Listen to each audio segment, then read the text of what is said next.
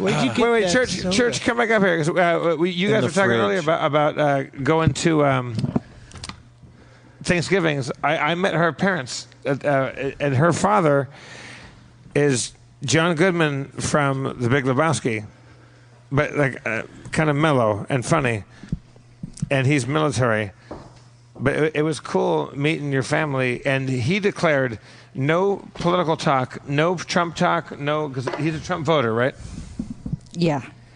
And your mother voted Trump. Nope. No. He doesn't know that, though. Oh, she secretly didn't do it. Yeah. Yeah. And he declared before Thanksgiving dinner that there would be no politics talk. Mostly because he knew he'd be outnumbered. Yeah, Yes. how convenient. Yeah, He's like, no politics. Like, 10 on 1, okay. no fight. Your medal, sir, for silencing discourse during this holiday. I give you... But in between dinner and pie, things started to lean towards politics talk, and I went and played Legos with the... Because he wanted more pie. No, An the pie unfair hadn't amount come of pie. out. He wanted a bigger he piece of wanted the Wanted a whole yeah. pie. Yeah, Dan, it was trickle down Cool Whip. a lot of people think that if you put out more Cool Whip, it'll trickle down onto more pie. It's not true. It's not true. No, a I'll foam. eat it all. But Church is a genius because she's like Spock. Like you're a logic like junkie, and you can take your dad out, and she took him out for an hour outside, smoked cigarettes, or you smoked, he vaped. And they came back in, and you had fucking... And I had fixed him. You'd sorted him out. Sorted him out? Temporarily. Wait, explain. Like, how tangible was this fix? Well, most people, when they talk to my father, and I've noticed this online too, and this happens with my uncle and my cousins, is people react really emotionally, right, to the obviously heinous shit that they're saying, the excuses they're making for things that are inexcusable, and like... The truth is that everything keeps coming back to this but Hillary argument, and the reason is that all of those excuses, all of those defending of Roy Moore's and all this crap that's happening right now is really just a defending of the decision they made to vote for someone because they hate Hillary. It's got nothing to do with him as a president or anything that's happening, and especially with my father being the military guy, he's got this notion of the greater good that also comes from a military, like, well, war's ugly and things are terrible and, you got to get through it and, that some things are going to be bad, but in the long run, it's all going to be better.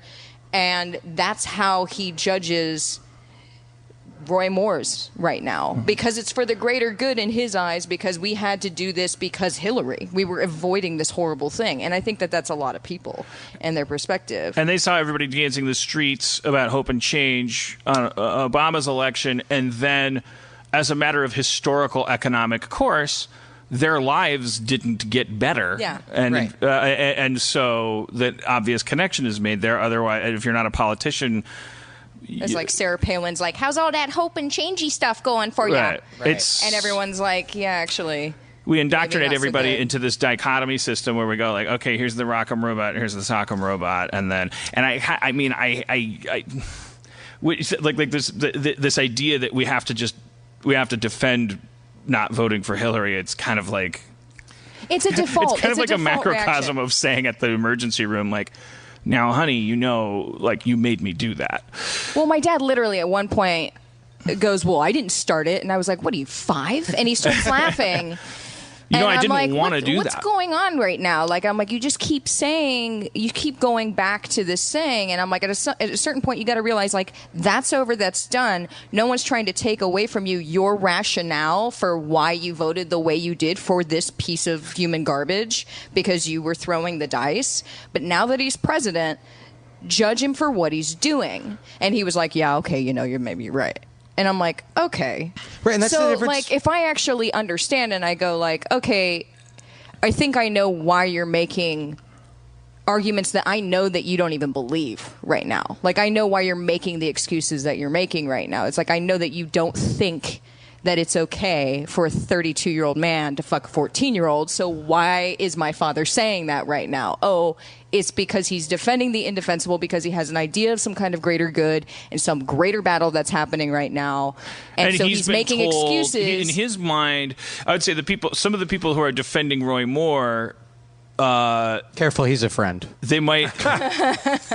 Big friend of the show too. I had no interest in defending Al Franken, and then I read that one article that was like, wait, if Franken gets yanked from the picture, this is a blow against net neutrality. And then I was like, because I don't care if a senator gets fucking hauled up to the RoboCop police station desk and forced to fucking account for being they woke up committing a crime if they're a politician. This is America. If you're a politician, you should already be suspected of everything, and you should wake up with shame because you're getting paid to do fucking jack shit.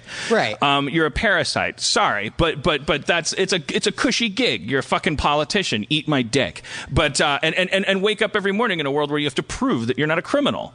Yeah. You're a Yeah, politician. yeah. But then I was like, oh shit, net neutrality. God damn it. Is Right. this a goddamn conspiracy? This Republican woman, wait, there's the picture of him doing the titty honk, but his fingers aren't touching her. You can see shadows under them. My mom and I were bonding about this. You can see shadows under them. He's not touching. The only other thing is that her story about tongues, and then she got photographed.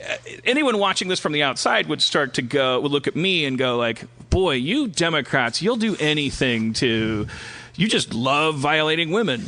Well, and I think that this brings up a really valuable point of discussion where we need to not have it in 140 characters, where we need to actually talk to each other about this shit. But the unavoidable truth that we as people on the left can do and should hold ourselves to a higher account than people on the right. And you don't see Roy Moore getting this much pressure from the right, and that's not good that the right's doing that. We shouldn't, there's no answer to this right now, but it's something to really talk about and think about. But again, remember, I think that it's because inherently they're trying to defend their guy and their party right now, and they're constantly having to do that. So every time one of theirs goes down, they're like fuck, we gotta undo, we gotta make every excuse, we gotta find a way, they're lying or whatever it is. We're on the left, we're going, I'm not mad at the women who accuse Al Franken. I'm like disappointed in Al Franken, and I'm going like, God damn, we need you, God, how many others might have but fucked if you're up? really into net neutrality, you might even start to go, over the weekend I started to go, is this a conspiracy? Right. It's which happening is now though. I'm defending a sexual now thing you're that, now I could now easily you're before I just was like, the same, I have it's the nothing same to magical lose. thinking, and it's like now I'm a zealot. Now my I'm like, guys are all infallible because we're the guys with the white hat on, and your guys are all garbage because they have the black hat on, because we think that good and evil is a black and white thing. And if you look at the board, if you look at the whole chessboard, the right has won all three branches of government. The FCC is probably gonna there's nothing we could do. There's nothing we can do. We should fight, but there's nothing we could do. We should absolutely try, but Al Franken isn't gonna change much. Right. I think if you really pull back and look at how much power the right has. And to your point, which is a really good point, I think that part of this is these people are conditioned on all sides to come at this defensively, and that's a problem of the media. That's a problem of online discourse. That's a problem with the way in which we talk about politics, because we get too emotionally invested. Well, and it's the way we talk about each other too, because dehumanization is, I think, at its worst point right now. And by dehumanization, for me, it's all about the other, right? And the other would be anybody who's so different from your way of being that they are not human anymore to you, because you can't form empathy for them, whether that's and right now that's as simple as being a Democrat and a Republican. It's as simple as driving a Prius instead of a Ford F-150. Yeah. That's literally, And that's how enough for could you people to possibly say, not oh, you're understand? not a man. Let's make it even simpler, because let's talk about 25-year-olds who can't afford a Prius or a Ford F-150, aren't making that decision, and therefore those decisions are actually ideological for them. And every day, for better or for worse, whether they should be doing it or not, these people are living online. Yeah. And and their chimpanzee spinal cords are jacked up by these interactions they're having. I just did it today. I'm a 44-year-old grown-ass man. I got in one fight with my girlfriend while traveling this entire Thanksgiving, all these connecting flights, all this stress. We even high-fived each other and even knew we were jinxing it. We didn't fight. We traveled as a couple. We didn't fight. We had one kerfuffle, and it was absolutely centered around I got on Twitter. Yep.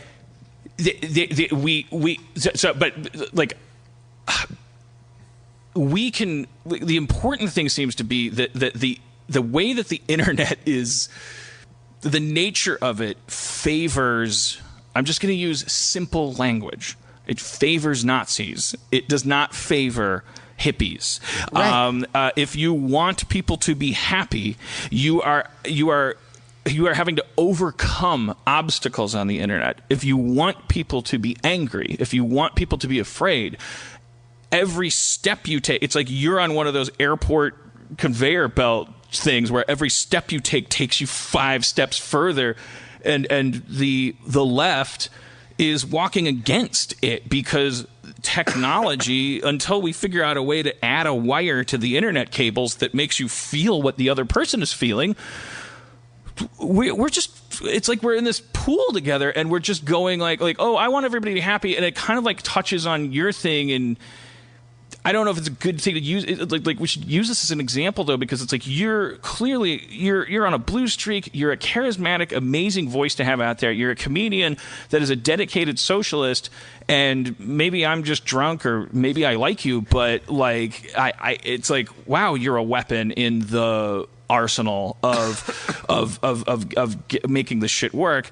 And yet, through no one's fault, really, except for the way we operate versus how the enemy operates, you had to resign from an official position because of a joke you made, because we can't, if you're interested in equality, you can't, that doesn't merge well with the jokes. Less tolerance is being used against us right now. And we're the also, fact that we stand for all of that equality and we want everything to be like fair and all of these things that they call us a snowflake for is absolutely being used against us, particularly online. And then the moment that we get as ugly as they do and go, okay, let's tussle in the mud then, let's get down and dirty here, they go, oh, look who's triggered, and like, where's your tolerance now? Like, so much for the tolerant left. So much for the tolerant left. Look at you, you're all mad. It's so easy to trigger you. Like, and also, so in the meantime, you guys can't even get along with each other.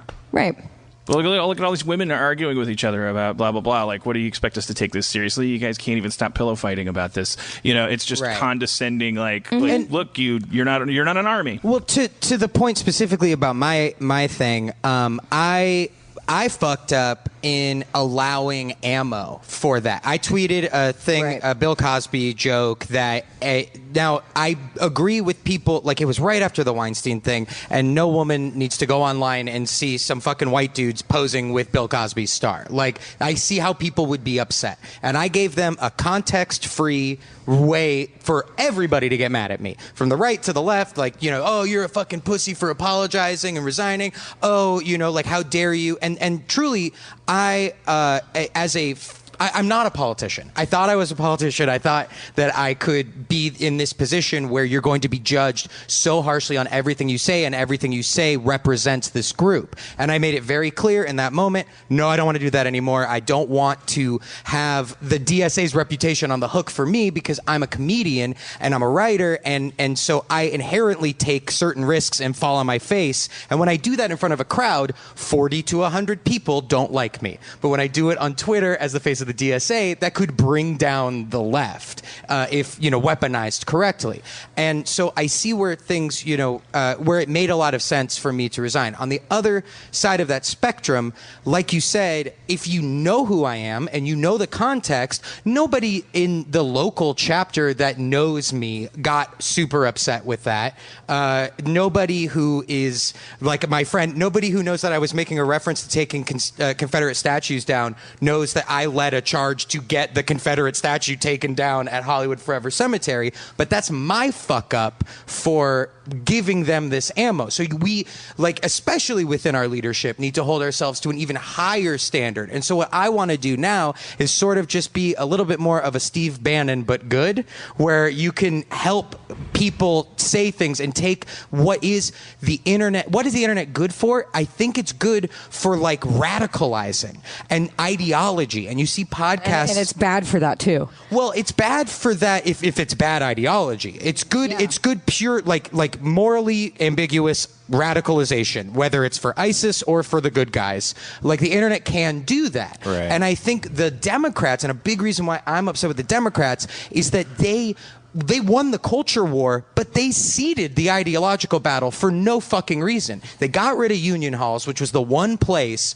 where people, like poor people, people of color, working class people, met up and talked face to face. And then on the internet, all it is fucking GIFs and the West Wing and Harry Potter references. There's no ideology, and that's what socialism, and specifically for me, democratic socialism, gives me. Is it gives me this fuel to understand, oh, this is happening because of this. I know because this guy that I like fucking told me this, or this woman who rules taught me this thing just by watching her do it. Well, so I know you're saying, like, first and foremost, consider getting off the internet more and more. Yeah.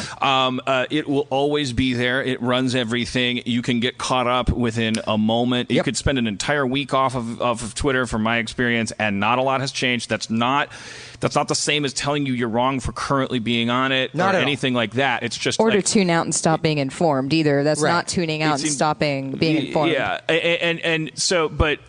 However, and then there's that. It's like everybody experiment with like start spending more time in the real world and blah blah blah.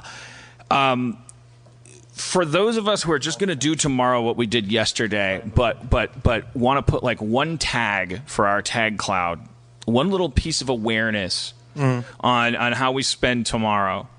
And sadly, we're going to spend tomorrow texting, tweeting, posting, reacting, commenting, arguing, fighting, getting mad, getting scared, acquiescing to that, saying that's how we're going to behave tomorrow.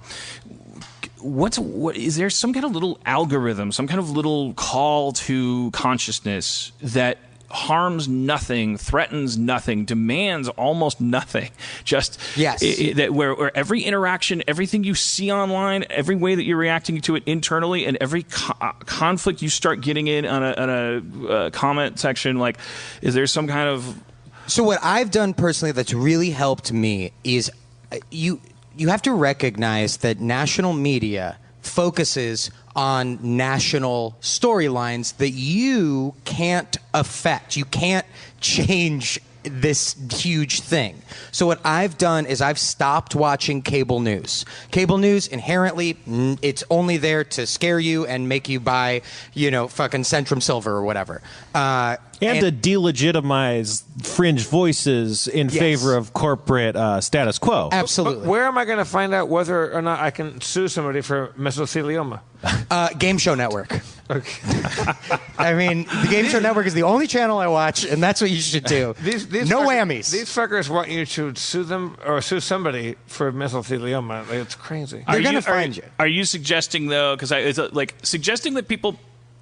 Pay attention to Trump in only how he can entertain you by being an idiot. Is there a way to start shifting over for all of us Facebook, Twitter addicted, Tumblr addicted, everybody, so we could shift over to local? These things all have local... Yes, roots, and it all starts at the local level. So there is a DSA chapter or PSL, which is the Party for Socialism and Liberation. There are progressive groups. If you don't have a socialist, find the most leftmost people in your community. You can follow groups on Twitter that are the DSA, local... DSA Los Angeles, DSA, and then your Twitter feed is going to be injected with such a little bit of... the Los Feliz Boulevard, this is happening there at the corner of this and that. And you're going to go, whoa, that's just down the block from my house. Exactly. And that might start a kind of, you might actually decide one day you got nothing to do and the address they're talking about, the shopping center that where this is happening and that. Right. So what'll happen is an account, a DSA account or one of these other leftist accounts will retweet about a state bill. And a state bills are where power is in your state. We live in a country that allows a lot of states' rights. There was a big fight about it a couple hundred years ago. But I generally disagree with it, but it's what we have. It's what we have. And so using what we have, we can look at a situation. Have any of you ever called a state representative? Yeah, a couple times. I did one. Oh wait, no, Once. that's not a U.S. Not a U.S. congressman, Right, not called a senator, congressman, a state senator. State rep. Right. The only people that call state senators are like, excuse me, my mailman's too Chinese. You know what I mean? Like, they're the craziest people in the world. And there are these really important bills going through. California, for example, has a Medicare for All bill that's been shelved, but with enough popular pressure could be brought back. These people, like when you call your state representatives, not your national representatives, they're so happy to not be talking to a blind racist, to fucking Clint Eastwood in Gran Torino, because those are the people who call. And your efforts, it takes effort to go on your lunch break and look up the number and fucking, because you're working all the time, to find the phone number to call for Nancy Pelosi to just ignore you, or fucking Dianne Feinstein to not even fucking pick up the phone. Oh yeah. And literally, there was somebody in LADSA that sent a pizza with pepperoni spelling out like our message to them because they wouldn't. There was like, don't confirm. What's the guy that looks like the Keebler elf? Sessions. Dennis Kucinich? Oh, Yeah. I'm dating myself. Okay. Yeah, it's like, to get through to those people is so hard. But you, as an individual, look at where your power lies. Your power lies in your community. And so if you just change the trajectory and make like a call a week about an issue that is like, look and see what state measures are going on. But it also might be helpful to say your life lies at the local level. Yes. Like if you actually become one of these people, and I think we've encountered old people that we're like, what's with them? Like, they're so passionate about the fucking twigs and gathering on the street corners or whatever. Like, well, become the cool version of one of those people. Yeah. And you'll be following your comfort level because it's your neighborhood, and you'll also like it, because I think also it's like, if you're thinking the whole time, well, I'm gonna hand this blanket or this taillight to this person, and in so doing, I'm gonna take down Trump. You're gonna get frustrated every time you come home to 900 Trump tweets, exactly, and feel like you're acting in futility. But all right, well, goddamn, I mean, and one last thing, if you don't mind, go for it. And also, like fucking what the Jesus? Oh shit. Jeff's a secret alt-right agent. He's trying to undercut your message. I've said this before, but like the reason the Tea Party won is because they serve tea. They don't watch prestige television and they don't fuck. Like, that's the reason why they won. They all they do is this. But there are so many fewer of them than there are us. Mm-hmm. So if we just do a little bit, you can still fucking watch The Deuce. James Franco's surprisingly good in it. And you can still watch fucking, whatever shows you want to watch, or be on Bumble or fucking whatever. But just like once a week, just like look and see what's going on in your community and do that. And if enough of us and that's what socialism's all fucking about. It's enough of us working a little bit so that the rest of us don't have to work super fucking hard. Mm-hmm. And I think that fundamentally is the way that we need to look at the world. And you can go to city, like, public hearings and stuff too, like local government. Yeah. I don't know, like on NPR you always hear like, oh, it's 7 p.m. on a Tuesday, so we're going to take you now to the Santa Monica City Hall where a bunch of people are going to get mad about parking.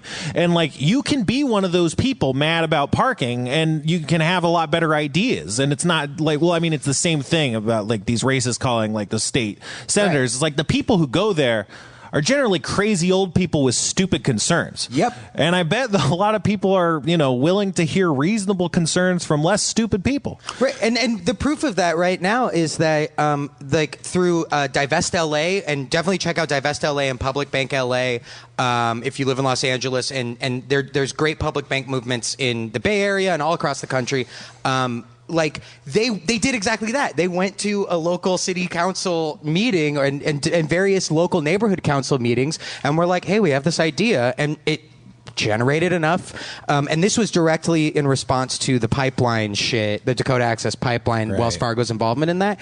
And what happened was, without any real like stalling or anything, like a smooth ride, the city council unanimously voted to divest $40 million from Wells Fargo. And it was just like a couple people that like look like us that showed up. That just showed up and were like talking about it. And then, next thing you know, the world is billions of dollars better. And that's where it counts. It turns out we have good ideas. Yeah. Well, I felt like my initial instinct was, okay, I'm going to have, I had my Eleanor Democrat on, and I'm going to have the DSA on, and I'm going to have Antifa on. I'm never going to have a Nazi on. But you know, much as I met Spencer by asking, is there a dungeon master here? I feel like you're not, we're not being indoctrinated into any cult or political party when we talk about acting locally and all this stuff. And you're very charismatic and unthreatening. You're definitely decoagulating my defense mechanisms. And therefore, let's say you're LA based, right? Yeah. Let's have you back. Sure. Sooner than later, because let's start the conversation at like, what should we do locally? Because then locally can mean locally everywhere that everyone's watching, and it doesn't. Jesus Christ, he's really trying. He hates progress. He loves symbols. But and so give us one more time, I guess maybe the website if people want to just start. Yeah. I mean, DSAUSA.org is the national website. You can follow DSA on Twitter. On DSA LA is dsa-la.org. But I encourage you, I'm not here to tell you just to join the DSA. Right. Those are the people that I found that most importantly, because I think the biggest thing that's going to trigger people is like we're not Bernie Broen necessarily here. No, and there are people that are okay, so what the thing that made me join is I went with a friend of mine to a meeting right after the election, and I was like, I'll give these guys a shot. Let's see what happens. And I saw a bunch of fucking white dudes with glasses and various forms of facial hair that look like they listen to podcasts all the time. And I was like, okay, it's like a bunch of guys like me or whatever.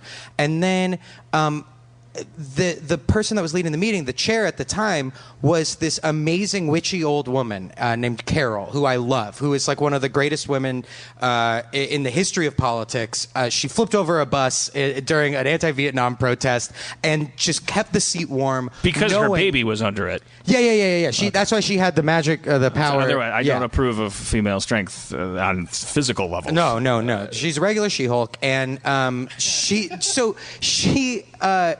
said, like, okay, who's here? Who doesn't really necessarily vibe with DSA, but is just here for, just to see what's up. And this guy came up and he was like, I'm a Democrat and I am not going to change that at any time. He's like an older man.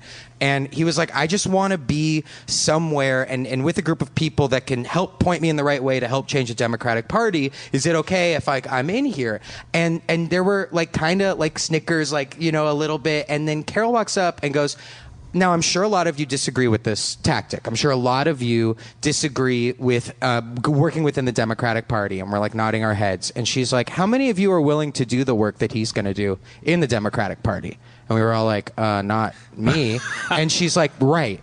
So we have a big tent where it's called a big tent organization where no matter what your level of involvement is, no matter what your politics are, if you want to help locally on issues that I guarantee you agree with, everything from like, hey, maybe we shouldn't put spikes under overpasses so homeless people can't live in under our precious overpasses. Mitch O'Farrell, city council person of Los Angeles, You'll find that, and then beyond that, you'll be able to find, like, we're not an amorphous blob. We have our housing and homelessness committee, which is focused on doing things like Street Watch, which cops go and illegally fuck up homeless encampments. People that have a job and a computer and a phone and are right there ready to get a fucking apartment, they'll go in and bust all their shit and break all their shit completely illegally. So we have a couple people who are comfortable waking up at 4 a.m. when we have a Google number gets called and says there's a sweep coming, and they just stand there with their phones and they just videotape, and the cops don't fuck with people. So like, if that interests you, you can do that. If you're into healthcare, if you're into prison abolition, who's doing a lot of great work with our mutual aid group on the taillight benefit, like there's all these different causes. And maybe if what you're really good at is sitting in front of your computer and following your kind of anger and outrage and trolling people, there might even be a job for you that actually ends up, you can use those skills if you want to feel like you're fucking with people. You know what's the best thing in the world? Fucking real life trolling. We ruined Mayor Garcetti's election party because he was capitulating with Trump and not he wasn't calling Los Angeles a sanctuary city, which by the way it still fucking isn't. So he was letting because he wants the Olympics so fucking bad, he was letting the cops work hand in hand with ICE and fuck people over. There was this big story that I'm not sure if you remember in Highland Park where a dude was literally dropping his daughter off. He had a DUI 40 years ago. It's the only crime he ever committed. And he was just snatched. And it was one of the first ones. Yeah, Romulo was his name. And he, luckily, because of public pressure, was let out. But in response to this, we used our anger and we found out, well, shit, the mayor is getting elected in what is going to be a landslide. It might as well be running unopposed. He's throwing a big party. It's a boring election with a lot of press. Let's go fuck it up. And so 100 of us showed up and started yelling about getting ICE out of Los Angeles, and we had people infiltrate and interrupt his speech.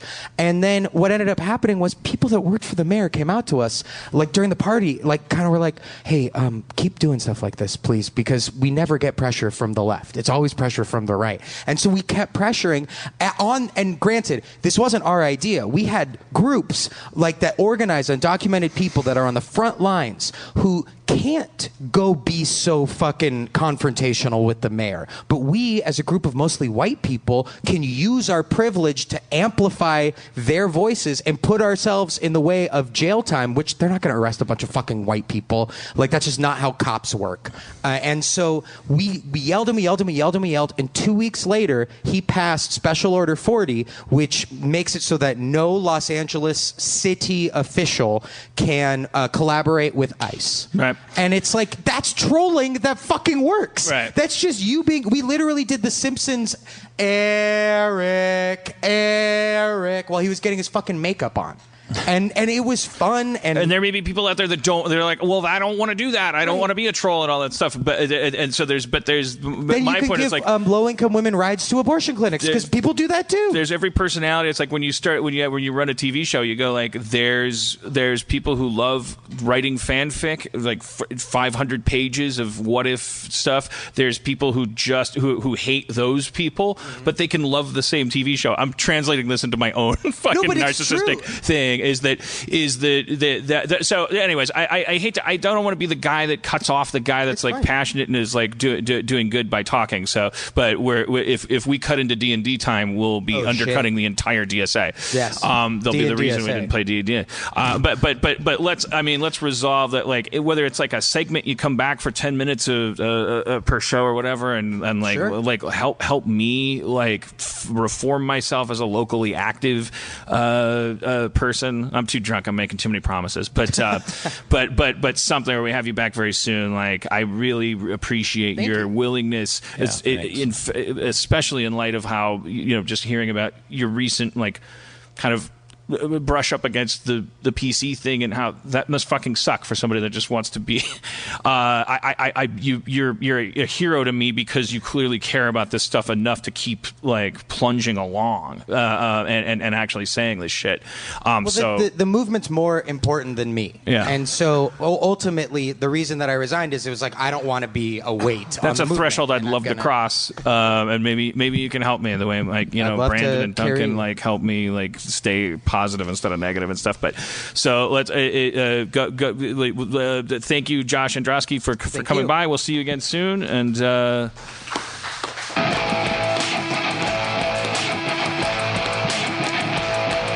thank you for dressing like Spencer.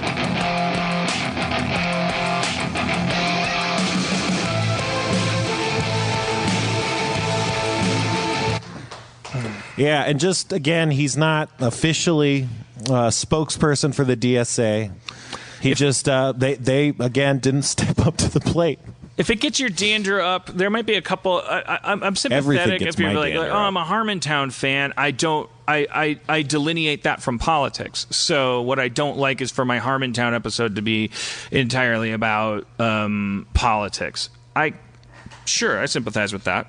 I would submit to you, I do not know what Harmontown is supposed to be, which is why sometimes it is something that you find amazing.